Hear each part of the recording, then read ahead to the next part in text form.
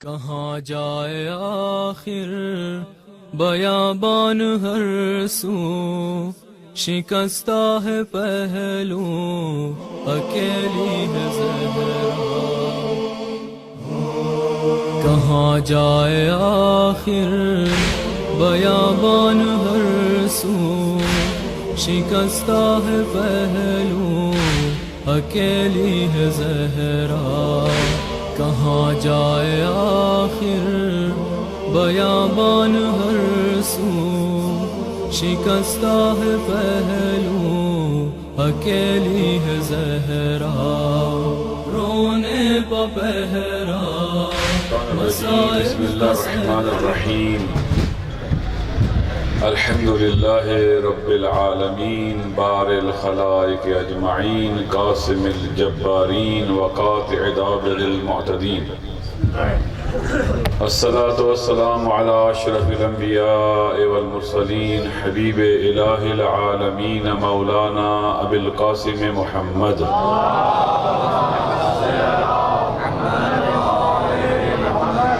وعلى آلہ طیبین الطاہرین المعصومین المظلومین،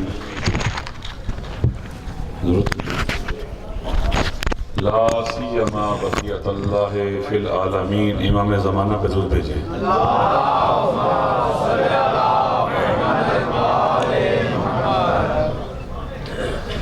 واللعنة الدائمة على أعدائهم أجمعين من يوم عداوتهم إلى قيام يوم الدين، أما بعد،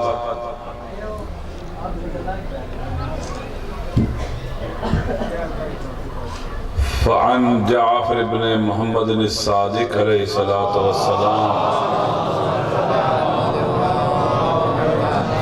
سمیت فاطمہ فاطمہ لأن الخلق فتموا عن معرفتها۔ ضرور پڑھئے محمد و آل محمد۔ خداوند متعال کی بارگاہ میں دعا ہے خالق کائنات ہماری اس مجلس کو اپنی عبادت قرار دے، اسے اپنے قرب کا وسیلہ بنا دے۔ وہ قادر مطلق اور فیاض مطلق ہے، اس کی بارگاہ میں دعا ہے کہ وہ زبان پر ایسے لفظ لانے کی توفیق بخشے جس میں اس کی رضا اور خوشنودی اور امام زمانہ کی تائید شامل ہو۔ ضرور پڑھیں محمد و آل محمد۔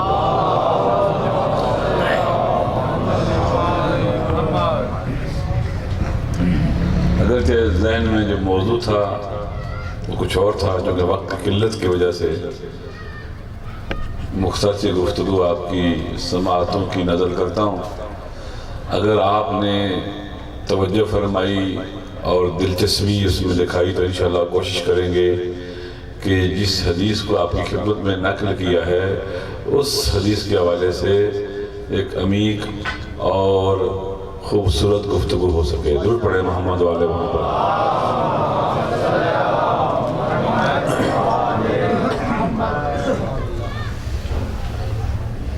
معروف حدیث ہے جو تقریباً متفق علیہ ہے، اہل تسنن کی ہاں بھی اور اہل تشیع کی ہاں بھی۔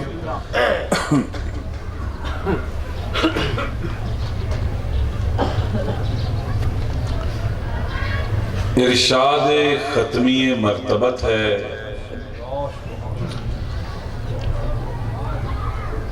جس حدیث کو میں نے عنوان سخن قرار دیا ہے اس کا ترجمہ پہلے کر دوں کہ ہمارے چھٹے امام ارشاد فرماتے ہیں، سمیت فاطمہ فاطمہ، میری دادی سیدہ کائنات کا نام فاطمہ کیوں رکھا گیا؟ فرمایا اس لیے رکھا گیا لأن الخلق فتموا عن معرفتها، اس لیے کہ پوری مخلوق الہی لأن الخلق، نہیں کہا لأن الناس، انسان نہیں کہا، کیا کہا؟ لأن الخلق فتموا عن معرفتها۔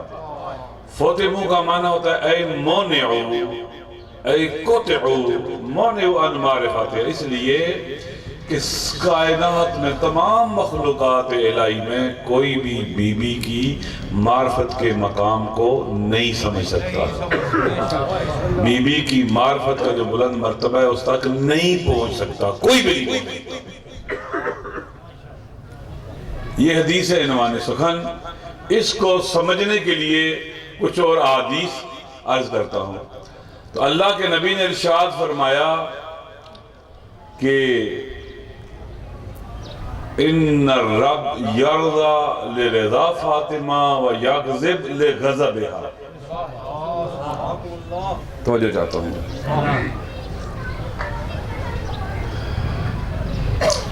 جتنی بھی کائنات میں اس دنیا میں ہم رہتے ہیں اس میں ایک نظام ہے جذب و دفع حاکم ہے. یعنی کہ یہ جو نباتات ہیں نا کچھ چیزوں کو پسند کرتے ہیں ان کو جذب کر لیتے ہیں اور کچھ چیزوں کو پسند نہیں کرتے ان کو دفع کرتے ہیں. جذب کرنے کا اور دفع کرنے کا نظام نباتات میں بھی ہے. جو انہیں پسند آتی ہے جو اچھی لگتی ہے جس پہ وہ راضی ہوتے ہیں اسے جذب کر لیتے ہیں. جو انہیں ناپسند ٹھہرتی ہے اسے دور کر دیتے ہیں دفع کر دیتے ہیں اپنے آپ سے. یہی سسٹم حیوانوں میں بھی ہے. حیوانات بھی اپنے طبعی میلانات کی وجہ سے کچھ چیزوں کو پسند کرتے ہیں انہیں جذب کر لیتے ہیں انہیں کھاتے ہیں انہیں پیتے ہیں اور کچھ چیزوں کو ناپسند کرتے ہیں اور ان کی طرف رخ نہیں کرتے. حیوانات میں بھی ہے. حیوانات اپنے طبعی میلانات کی وجہ سے چیزوں کو پسند اور ناپسند کرتے ہیں. اب ہے انسان. آپ کے اور میرے آقا اور مولا ارشاد فرماتے ہیں دعامت الانسان العقل. انسان کی انسانیت کا ملاک اور معیار عقل ہے.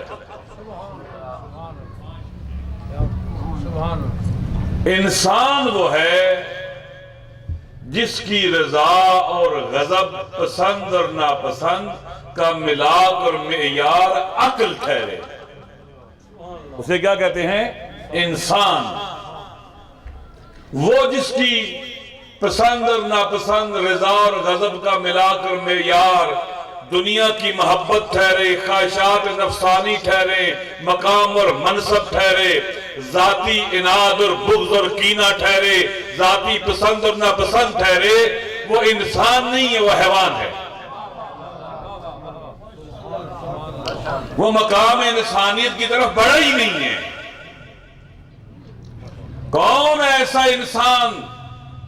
انسان چراغ لے کے نکلے تلاش کرے کہ جس کی رضا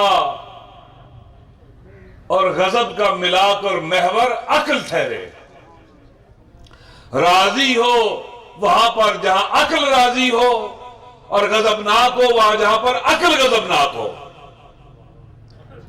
آج پوری بشریت اور انسانیت کے درد اسی وجہ سے ہیں کہ لوگوں کے وجود پر عقل کی حکومت نہیں ہے شہوت کی ہے دنیا پرستی کی ہے ہوا و ہوس کی ہے نفس امارہ کی ہے ابلیس کی ہے.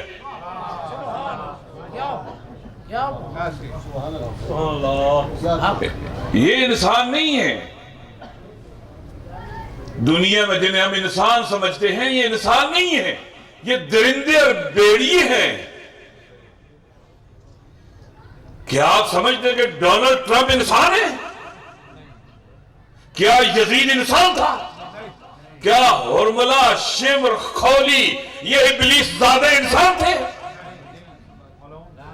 یہ انسان نہیں تھے. یہ حیوانوں سے بھی بدتر تھے. کیونکہ انسان جب گرتا ہے اور سقوط اختیار کرتا ہے اور انحطاط اور پستی کی طرف جاتا ہے قرآن کہتا ہے یہ حیوانوں سے بھی بدتر ہو جاتا ہے. جو ہوا و ہوس کے اسیر ہوں جن کی عقل اسیر ہو ان کی ہوا و ہوس کی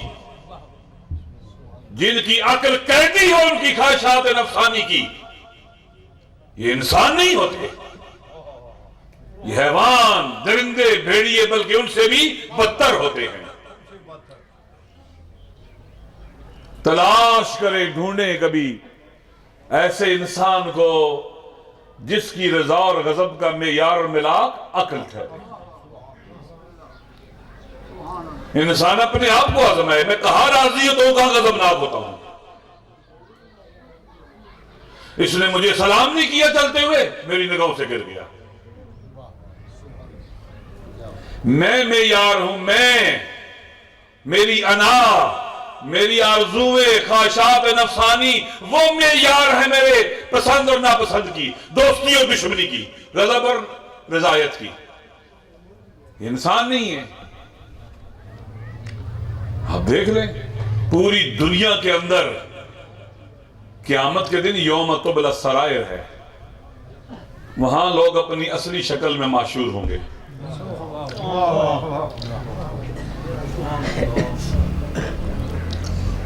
ابو بصیر راوی ہے، اپنے امام کے ساتھ حج پر تھا اور کافی اس کو نابینا تھا، تو شاید اس کو کوئی لوگوں کے کندھے شندھے لگے تو اس نے کہا بہت زیادہ حاجی ہیں، تعجب کے ساتھ کہا امام سے، مولا اس دفعہ تو بہت حاجی ہیں۔ امام نے کہا ما اقل الحجیج و اکثر الزجیج، ہائے حاجی تھوڑے ہیں اور شور شرابہ کرنے والے زیادہ ہیں۔ اور جب اس نابینا کی نگاہوں سے حجاب ہٹایا، اس نے دیکھا کہ حیوان ہے جو خانہ کعبہ کا طواف کر رہے ہیں۔ انسان جب اس دنیا میں آتا ہے تو صورت انسان میں آتا ہے، اندر سے انسان اس نے خود بننا ہے۔ اللہ نے انبیاء کو بھیجا، آسمانی کتابوں کو نازل کیا، محمد و آل محمد کو بھیجا کہ ہمارا اندر انسان بن جائے، ہمارا باطن انسان بن جائے، باطن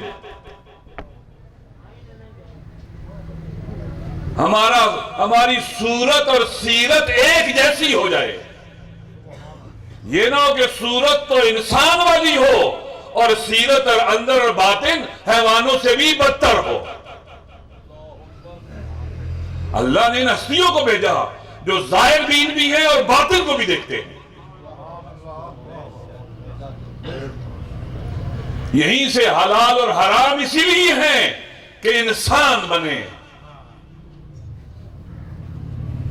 اللہ رسول اور معصومین کی اطاعت اسی لیے ہے کہ انسان بنے۔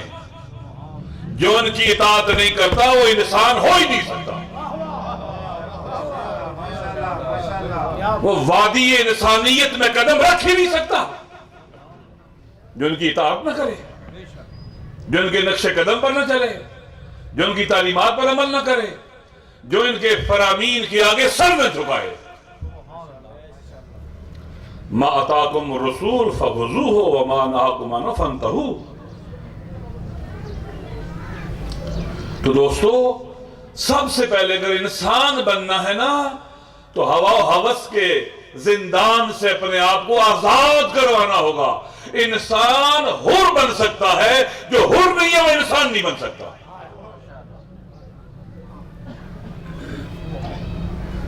مقام انسان یہ ہے کہ عقل کی خاطر جہاں عقل راضی ہو وہاں یہ راضی ہو، ساری دنیا وہاں ناراض ہو، عقل کو معیار قرار دے کر عقل کیا کہتی ہے؟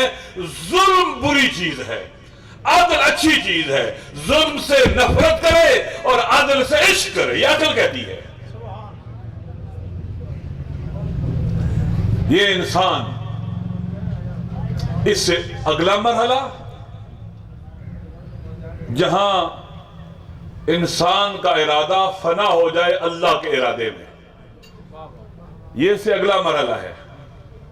انسان کا ارادہ فنا ہو جائے اللہ کے ارادے میں، یعنی اللہ کی رضا اس کی رضا ٹھہرے، اللہ کا غضب اس کا غضب ٹھہرے۔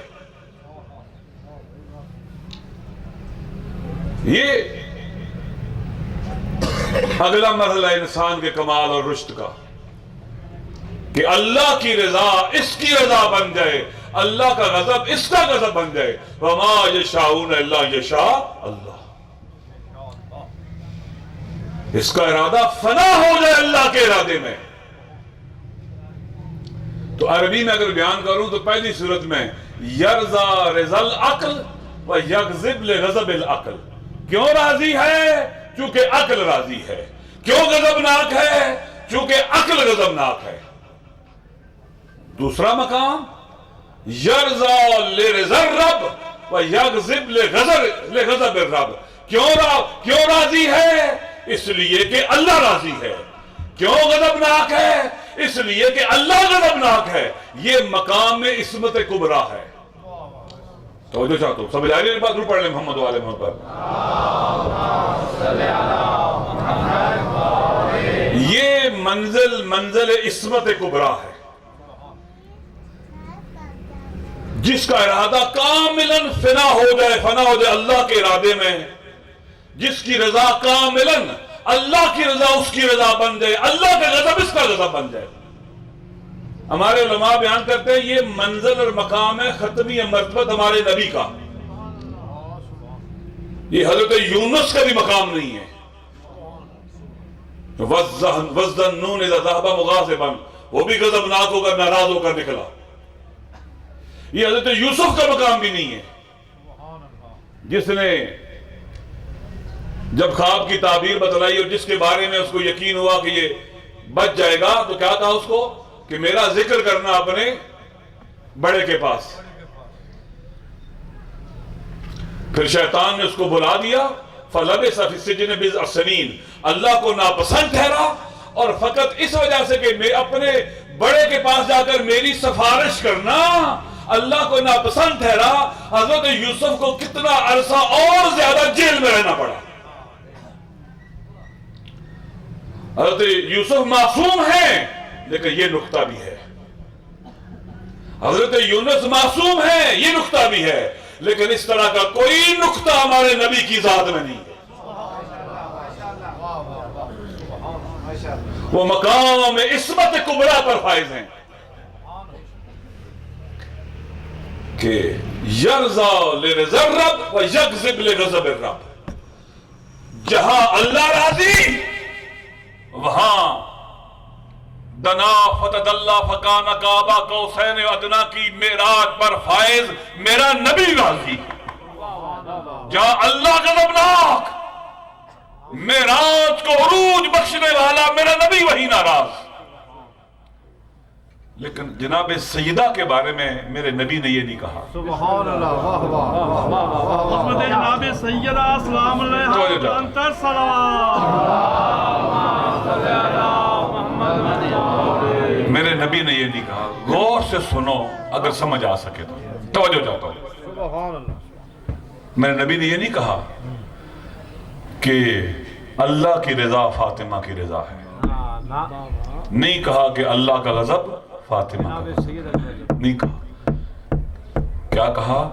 فاطمہ کی رضا اللہ کی رضا، فاطمہ کا غضب اللہ کا غضب۔ کیا سمجھو؟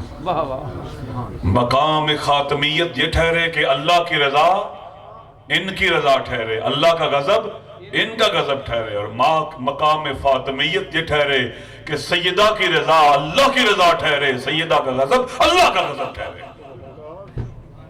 سمجھ آ سکتی ہے کسی کو؟ مولا علی نجم البلاغہ میں فرماتا ہے ینحدر عنی السیل ولا یرکع علی الطیر۔ علم معرفت کا سیلاب، علم معرفت کا دریا مجھ سے سرازیر ہوتا ہے۔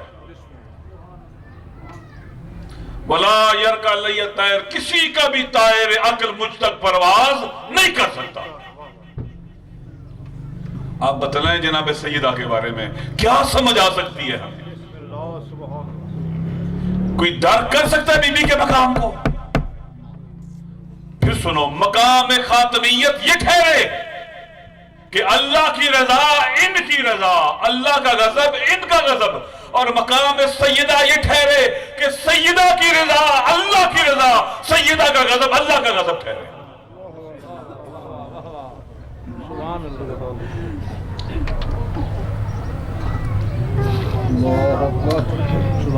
یہی وجہ ہے دوستو لأن الخلق، پھر ترجمہ کرتا ہوں اس کا۔ چھٹے امام کیا ارشاد فرماتے ہیں؟ سمیت فاطمہ، فاطمہ میری دادی کو فاطمہ اس لیے کہا گیا، اس لیے نام رکھا گیا لأن الخلق، نہیں کہا لأن الناس، انسان نہیں، خلق، جن و انس و ملائکہ، ہر کوئی فتموا عن معرفتہا، بی بی کی ذات کو نہیں سمجھ سکتے، بی بی کی شخصیت کو نہیں سمجھ سکتے۔ لہذا روایات میں ہے، آپ خود سوچیں، حکمت ہے مباہلے میں۔ اہل سنت نے بھی نقل کیا کہ اللہ کے نبی جب چلے، امام حسین کو اٹھایا ہوا ہے، اگرچہ امام حسین چل سکتے تھے، امام حسن کو انگلی سے لگایا ہوا ہے، وسط میں جناب سیدہ ہیں اور پیچھے جناب امیر المومنین۔ حکمت ہے اس میں، جناب سیدہ برزخ ہے نبوت کبریٰ کے درمیان اور ولایت عظمیٰ کے درمیان۔ درود پڑھ لیں محمد و آل محمد۔ میرے پاس ٹائم نہیں ہے، میں چھوٹے چھوٹے بیان کروں گا، اللہ میں سوچ گیا تھا کہ تفصیلی گفتگو کروں گا۔ برزخ ہے بی بی، اور تمام انبیاء کی زحمتوں اور آسمان سے نازل ہونے والی وحی کی بقا سیدہ کے وجود سے۔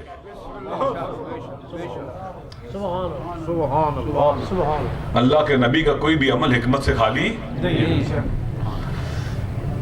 جناب عائشہ روایت کرتی ہیں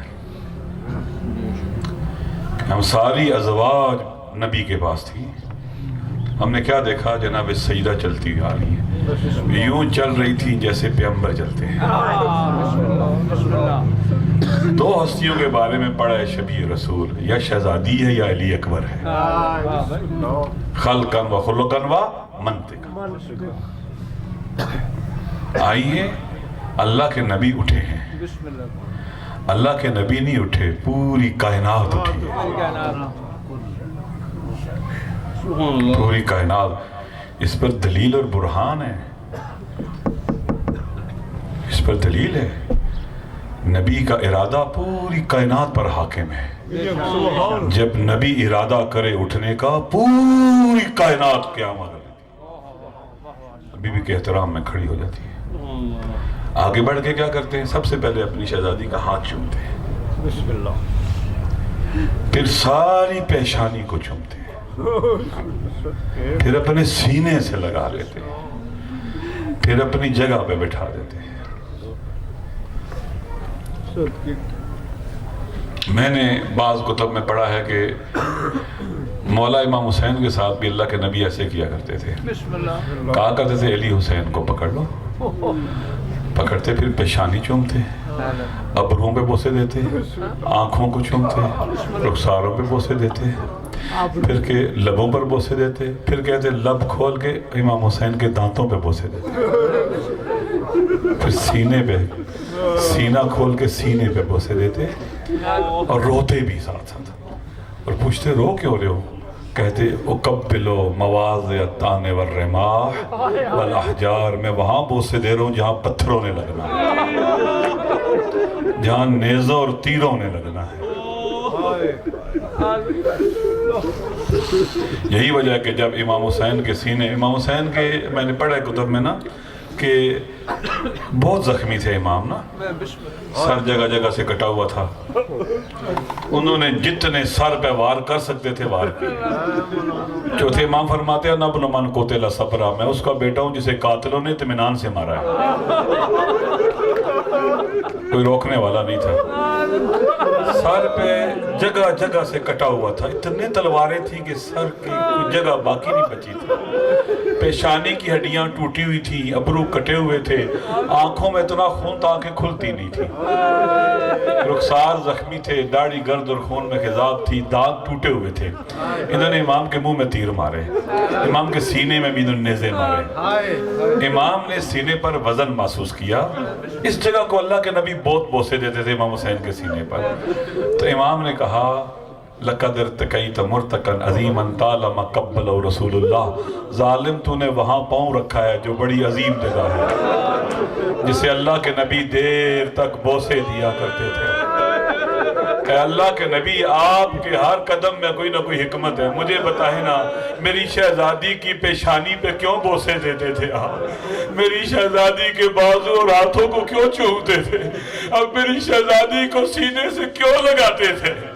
کیوں چومتے تھے میری شہزادی کو؟ جواب دیں گے وہاں بوسے دیتا تھا جہاں تماچوں نے لگنا تھا، تازیانوں نے لگنا تھا، آئے اس سینے کو چومتا تھا جو سینہ در و دیوار کے درمیان آیا، اور سینے میں کیل زہرا کے سینے میں مرحوم عبداللہ محمد صاحب اصفہانی فرماتے ہیں، ہمارے بہت بڑے عالم گزرے ہیں، بی بی کے مسائب کو انہوں نے شعروں میں بیان فرمایا، کہتے ہیں لَكِنَّ كَسْرَ الذِّلْءِ لَيْسَ يَنْجَبِرْ إِلَّا بِسَمْسَامِ عَزِيزٍ مُقْتَدِرٍ، ہائے وہ پہلو کی پسلیوں کا زخمی ہو جانا، اس کا کوئی جبران نہیں ہو سکتا ہے جب تک امام زمان نہ آئے۔ کبھی فرماتے ہیں لَسْتُ أَدْرِي خَبْرَ الْمِسْمَارِ سَلْ صَدْرَهَا خَزِينَةَ الْأَسْرَارِ، مجھ سے نہ پوچھو وہ جو کیل تھا دروازے میں اس نے زہرا کے ساتھ کیا کیا، یہ زہرا کے سینے سے پوچھو جو اسرار کا خزانہ ہے۔ پھر فرماتے قد جاوز الحد بلطم الخد شلت ید الطغیان و تعدی، ہائے ان ظالموں نے ظلم کی انتہا کر دی، میری شہزادی کو تماچے مارتے رہے۔ اجرکم اللہ، میری شہزادی اپنے گھر میں تشریف فرما ہے، یہ ایک مرتبہ رسول خدا کا آخری وقت ہے، دروازے پہ دستک ہوئی ہے، بی بی نے کہا دستک دینے والے میرے بابا کی طبیعت ٹھیک نہیں ہے، واپس چلا جا۔ پھر دوبارہ دستک ہوئی، کچھ دیر کے بعد پھر ایسے ہوا، چند بار جب ایسے ہو چکا تو اللہ کے نبی نے کہا بیٹا اس کو اجازت دے دو یہ آ جائے، یہ وہ فرشتہ ہے جو کسی کی اجازت نہیں لیا کرتا، یہ جناب سیدہ کے دروازے کا احترام ہے کہ ملک الموت بھی بغیر اجازت کے نہیں آتا۔ ہائے یہ وہی دروازہ تھا جس پہ آگ لائی گئی، میری شہزادی دروازے پہ آئی، کہنے والے نے کہا علی کو باہر بھیجو نہیں تو ہم اس کو آگ لگا دیں گے۔ کہا کہ اس گھر میں فاطمہ بھی ہے، کہا میں کوئی پرواہ نہیں، اگر فاطمہ بھی ہے تو آگ لگا دو۔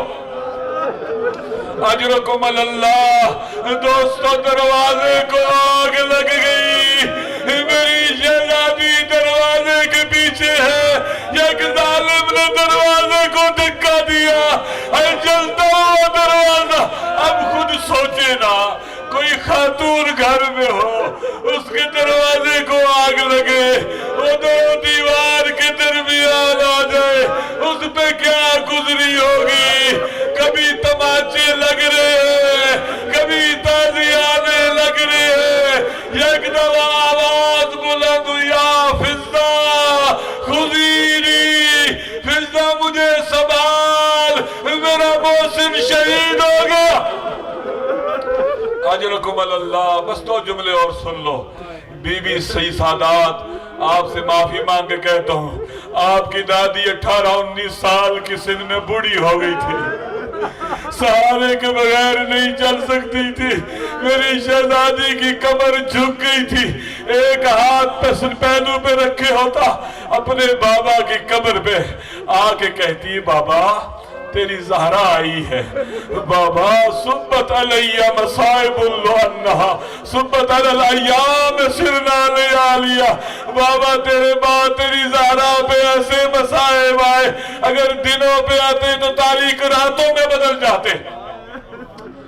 بی بی کی زندگی کے آخری ایام گزر رہے ہیں، ایک مرتبہ علی کو بلایا، کہا علی میری کچھ وصیتیں ہیں، علی جب میں مر جاؤں نا تو پہلے کہا علی میں نے تیرے ساتھ زندگی گزاری ہے، اگر کوئی کوتاہی ہوئی تو مجھے معاف کر دینا۔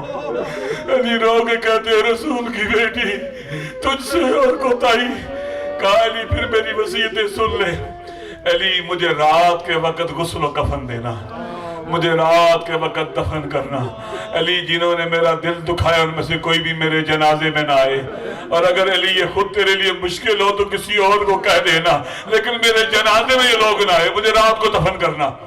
ایک مرتبہ بیوی علی چلے گئے مسجد میں، شہزادی اپنے مسلح عبادت پہ چلی گئی اور اپنی کنیز سے کہا جب تک میری آواز بلند ہوتی رہے سمجھ لینا کہ فاطمہ زندہ ہے، اگر آواز خاموش ہو جائے سمجھ لینا رسول کی مظلومہ بیٹی اس دنیا سے چلی گئی۔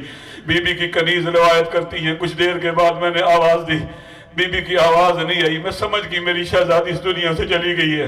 یا اتنی دیر میں حسنین شریفین تشریف لائے، بی بی نے کہا پہلے کھانا کہا ہماری ماں کہاں ہے، میری اماں کہا بیٹا پہلے عزیز و نبی کے نور چشم صدر حسین ذات اولاد پہلے کھانا کھا لو پھر ماں سے مل لینا۔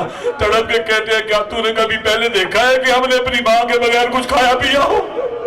ایک مرتبہ جب بچوں کو پتا چلتے ہیں نا ہماری ماں مر گئی ہے، دوڑتے ہیں کہاں مولا علی کی طرف، بابا یتیم ہو گئے۔ علی کے لیے ایسے تھا جیسے آسمان زمین پہ گرے۔ علی وہ ہستی ہے جو یہ کہتے ہیں کہ میں نے صبر کیا، میری آنکھوں میں خار تھے، میرے گلے میں ہڈی تھی، لیکن جناب زہرا کی موت پر علی کہتے ہیں اللہ کے نبی میرے صبر کے بندر ٹوٹ گئے، میری ہمت جواب دے گئی۔ علی آتے ہیں، بس ایک جملہ سن لو، جناب سیدہ کو غسل و کفن دیتے ہیں، غسل و کفن دینے کے بعد کہتے ہیں حسن حسین بیٹا ام کلثوم ثانیہ زہرا آؤ اپنی ماں سے ودا کر لو۔ عزیزو بس آخری جملہ سن لو، ایک بھائی ماں کے سینے پہ گر گیا، دوسرا بھائی ماں کے قدموں پہ گر گیا اور یہ کہتے ہیں یا اماں کلمینی قبل یتصدع قلبی، اماں تیرا حسین آیا ہے، میری ماں مجھ سے کلام کر اس سے پہلے کہ تیرے حسین کا جگر پھٹ جائے۔ تڑپ کے کہتے ہیں میری ماں فاطمہ الزہرا تیرا حسین آیا ہے، میرے ساتھ کلام کر۔ مرحوم عباس قمی نے لکھا بند کفن ٹوٹے، دونوں ہاتھ باہر نکلے، واہ ولدہ کہہ کے مولا حسین کو سینے سے لگایا، عاطف کی ندائی اے علی حسنین کو ماں سے جدا کرو۔ یہاں تو مولا حسین کو ماں سے جدا کرنے والا علی تھا۔ آئے کربلا میں ایک بچی اپنے بابا سے لپٹی ہوئی تھی، کہتی تھی تم چلے جاؤ میرے بابا کا پامال لاشا بے گور و کفن پڑا ہے، جب تم چلے جاؤ گے میں راستے میں بیٹھ کے کہوں گی لوگوں میں حسین کی یتیمہ ہوں، میرے بابا کو دفن کر دو۔ اجرکم اللہ، علی نے غسل و کفن دے دیا، رات کا وقت ہے، جنازہ اٹھا۔ دوستو کوئی کنیز بھی مر جائے نا اس کا جنازہ ایسے نہیں اٹھتا جیسے رسول کی بیٹی کا اٹھا ہے، غریبوں کی طرح جنازہ اٹھا۔ آئے اٹھا رات کے وقت اور دفن ہو گیا، اور آج تک بی بی کی قبر کا نشان معلوم نہیں۔ عرض کروں گا میری شہزادی آپ کا جنازہ رات کو اٹھا تو ضرور نا، ہائے میں قربان جاؤں آپ کے مظلوم بیٹے پر۔